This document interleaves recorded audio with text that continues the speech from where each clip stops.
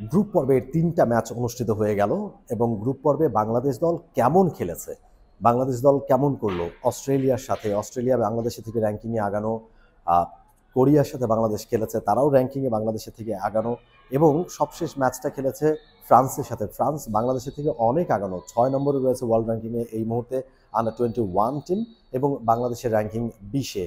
এই ৩টা দলের সাথেই বাংলাদেশ কম্পিট করেছে। বাংলাদেশ হয়তো জিততে পারেনি একটা ম্যাচেও, শুধুমাত্র কোরিয়ার সাথে ড্র করেছে ৩-৩ গোলে।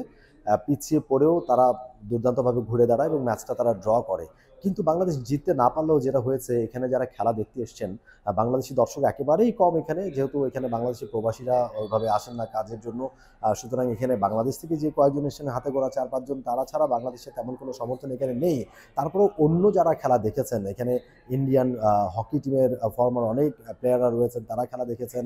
এখানে লোকাল যারা দর্শক এসছেন তারা খেলা দেখেছেন এবং তারা বাংলাদেশকে সাপোর্ট করেছেন। খেলার সময় তারা বাংলাদেশ বাংলাদেশ বলে চিৎকার করেছেন। এবং খেলার পরে এখানে আমি পেয়েছিলাম মিস্টার রাজা, যিনি ইন্ডিয়া হকি টিমে ক্যাপ্টেন্সি করেছেন, একটা সময় দলকে নেতৃত্ব দিয়েছেন, ফর্মার ক্যাপ্টেন ইন্ডিয়ান হকি টিমের। তার সাথে গ্যালারিতে দেখা হয়েছে এবং তার কাছে যখন জানতে চাইলাম যে তোমার বাংলাদেশের খেলা কেমন লেগেছে, তিনি ভূয়সী প্রশংসা করলেন বাংলাদেশ সম্পর্কে, এবং বাংলাদেশ দলটাকে যে ধরে রাখলে, বাংলাদেশ দলটাকে আরেকটুখানি সুযোগ সুবিধা প্রোভাইড করতে পারলে এই দলটা খুব ভালো করবে, সেটা তিনি অকপটে স্বীকার করেছেন। এবং বাংলাদেশের খেলা একেবারে মুগ্ধ রাজা। Bangladesh played well already they are improve lot. Okay, अभी मैच में आप लोग बहुत अच्छा खेला बिकॉज ये टीम ने देखा फ्रांस का टीम में भी इतना स्लाइट मिस में होगा, बट हो जाएगा, नेक्स्ट टूर्नामेंट में आ सकता है। बट लास्ट क्रूशियल मिनट में थोड़ा अटैकिंग करना होना चाहिए। लास्ट 2-3 मिनट्स में मिला एक चांस है, उसको कन्वर्ट कर सकता है। ठीक है, have to lot of improvement for Bangladesh level. যেই কথাটা এখন আসলে সবাই বলছেন, বাংলাদেশ দল এই ৩ ম্যাচে যেমন লড়াকু হকিটা খেলেছে, হারার আগেই তারা হেরে বসেনি, শেষ মিনিট পর্যন্ত, শেষ সেকেন্ড পর্যন্ত তারা ফাইট করেছে, তারা লড়াই করেছে, তারা গোল করার চেষ্টা করেছে, ফোর্থ কোয়ার্টারে গিয়ে তারা গোল করেছে।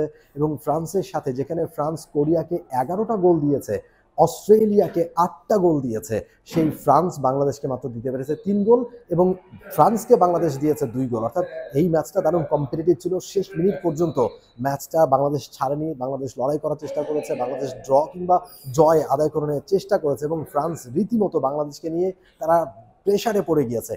এরকম একটা ম্যাচের পরে আসলে এই দলটাকে নিয়ে প্রশংসা না করে কোনো উপায় নেই। ওয়ার্ল্ড কাপে বাংলাদেশ খেলছে, বিশ্বকাপের মতো মঞ্চে খেলা এবং এখানে বড় বড় বাঘা বাঘা দলগুলোর সঙ্গে লড়াই করা, সেটা বাংলাদেশ করে দেখিয়েছে। বাংলাদেশ দলের হেড কোচ সিগফ্রাইড আইখম্যান, তিনি নেদারল্যান্ডসের কোচ, এবং তিনি মাত্র ৩ মাস এই দলটাকে নিয়ে কাজ করেছেন। ৩ মাসে দলটাতে বেশ কিছু চেঞ্জ নিয়ে এসছেন, বেশ কিছু ফাইন টিউন তিনি করেছেন, এবং সেটার ইমপ্লিমেন্টেশন মাঠে আমরা দেখতে পাচ্ছি। সিগফ্রাইড আইখম্যান পরিষ্কার জানিয়ে দিয়েছেন যে এই বড় দলগুলোর সাথে আমাদের পার্থক্য এখন একেবারে খুব একটা নেই, পার্থক্য শুধুমাত্র সুযোগ সুবিধায়, পার্থক্য ছোট ছোট কিছু জায়গায় আমাদের পার্থক্য রয়েছে, যেগুলো যদি ফাইন টিউন করা যায়, যদি লম্বা সময় দলটাকে কোচিং করানো যায়, লম্বা সময় ট্রেনিংয়ে রাখা যায়, এবং অনেক বেশি ম্যাচ খেলার অভ্যাসের কোনো রকমের ব্যতিক্রম নাই, কোনো রকমের বিকল্প নেই, অনেক বেশি ম্যাচ খেলতে হবে, ওই জায়গাটাই আইকম্যান একেবারে পরিষ্কারভাবে উল্লেখ করেছেন যে সেইখানেই বাংলাদেশের মেইন পার্থক্য, মেইন তফাৎ।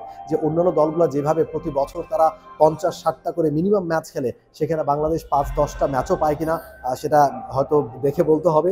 এত কম ম্যাচ খেলার অভ্যাস এই দলটার, এখন তাদের অনেক অনেক বেশি ম্যাচ খেলার অভ্যাস গড়ে তুলতে হবে। যখন তারা বেশি ম্যাচ খেলতে পারবে, এই দলগুলোকে তারা বলে কয়ে হারাতে পারবে, এই দলগুলোর সাথে তারা আরো ভালো হকিটা খেলতে পারবে, সেটা কিন্তু আইকম্যান একেবারে পরিষ্কারভাবে বলে দিয়েছেন। Well, I think that we played a very good match. We tried to be composed, in discipline and structure. We tried to attack where possible. We tried to prevent them from attacking, and we tried to play positive hockey. And I think we did. We didn't only defend. We didn't play madman's hockey. We played good structure hockey, hockey from the future. We tried to accelerate where possible, play 2-3-1, create opportunities. We created opportunities. We also gave some opportunities away, and the more experienced team could handle it better than we did, because we have no experience in this kind of matches, because it's very high-paced, high-level matches, and that you don't play in Bangladesh. We were almost equal. And the score was 3-2, but we had chances. We could have even equalized if they had given us the stroke which we deserved. then it was we had equalized. So it was very close, I think. And France didn't miss many chances too. And our PC defense was good, PC attack was good. So all the elements from hockey, the building blocks were good. Group পর্বটা শেষ হয়েছে বাংলাদেশে, তবে খেলা এখনো শেষ হয়নি। বাংলাদেশ এখন স্থান নির্ধারণী ম্যাচ খেলবে, আরও 3টা ম্যাচ বাংলাদেশের বাকি রয়েছে। তামিলনাড়ুতে এবারের জুনিয়র ওয়ার্ল্ড কাপ হকি অনুষ্ঠিত হচ্ছে। এখন যে শহরে হচ্ছে সেটা চেন্নাইতে, চেন্নাইয়ের মেয়র রাধাকৃষ্ণন স্টেডিয়ামে অনুষ্ঠিত হচ্ছে। বাংলাদেশের গ্রুপ পর্বে 3টা ম্যাচ হয়ে গেছে, এখন বাংলাদেশকে মুভ করতে হবে। বাকি ম্যাচগুলো মাদুরাইতে অনুষ্ঠিত হবে এবং মাদুরাইতে বাকি 3টা ম্যাচ স্থান নির্ধারণী ম্যাচ বাংলাদেশ খেলবে। সেইখানে বাংলাদেশ কেমন করে, ওই দলগুলোর সাথে বাংলাদেশ আসলে জয় ছিনিয়ে নিতে পারে কিনা, বাংলাদেশ এখানে ভালো হকিটা খেলতে পারে কিনা, যেই হকিটা তারা গ্রুপ পর্বে দেখিয়েছে এরকম হকিটা সেখানে গিয়েও তারা খেলতে পারে কিনা, এখন আসলে দৃষ্টিটা সেদিকে রাখতে হবে। For more updates, subscribe to our YouTube channel and click on the bell icon. Follow us on Facebook and Instagram.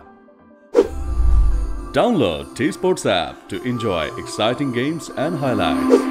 Visit tsports.com.